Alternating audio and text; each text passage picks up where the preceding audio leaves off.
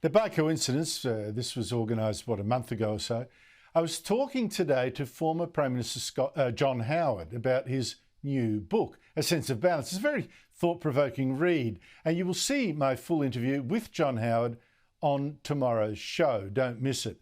But while I was talking to the former Liberal Prime Minister about his book, I also had to ask him about today's news. Scott Morrison secretly making himself the Minister of 5 departments, which already had ministers. I think you'll appreciate this different perspective. These latest revelations in Canberra confirm that Morrison was more interested, I don't say totally, I'm saying more interested in power than in principles, Liberal principles, making himself the secret second minister and at least 5 other portfolios, Treasury, Finance, Health, Resources and Security, in almost every case without even telling the minister. That strikes me as such an illiberal thing to do. It is more about power. A true Liberal would not do such a thing, would they? Well, that's it's not an impossible, but it's close to an impossible question for me to answer because I wasn't there. He, of course, must explain as best he can the reasons for those decisions.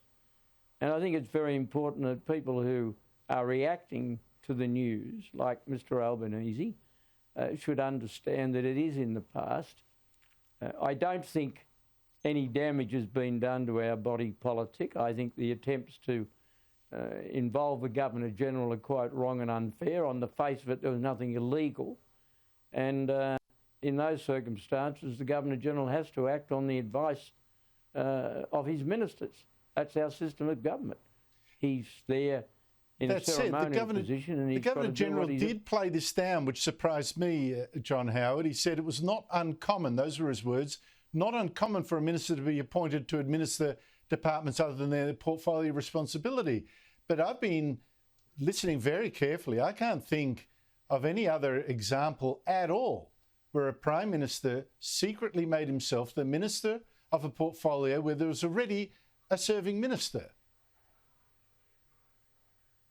Well, you may not, and others may not agree precisely with those words, but that doesn't alter the fact that in doing what he did, and that is to play down, that is to appoint a Prime Minister to ministries already held by others, he did that on advice. And the point I was making is he had no alternative but to do what he did because he was advised to do it.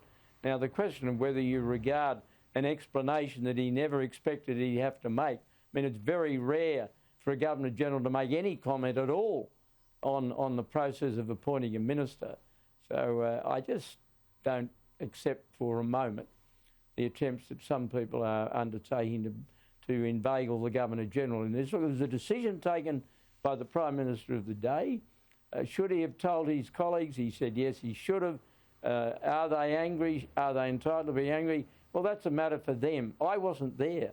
I haven't been in Parliament for 14 years, although I understand very clearly the processes of cabinet government. And you appoint ministers, you expect them to govern well, you expect them to behave according to the authority of cabinet, but you also expect that on some occasions they have to exercise their discretion according to their own personal judgment. Now, that's the system that I faithfully followed, and it's the system that works very well. The whole interview with John Howard, talking about his book, how the Liberals have got to change, and his views on the Aboriginal-only Parliament that Labor wants to foist on us. I think we have a bit of an argument about that. That's going to be on tomorrow's show. We had a fascinating discussion. I think you'd appreciate it. Don't miss it. Tomorrow at 7 p.m.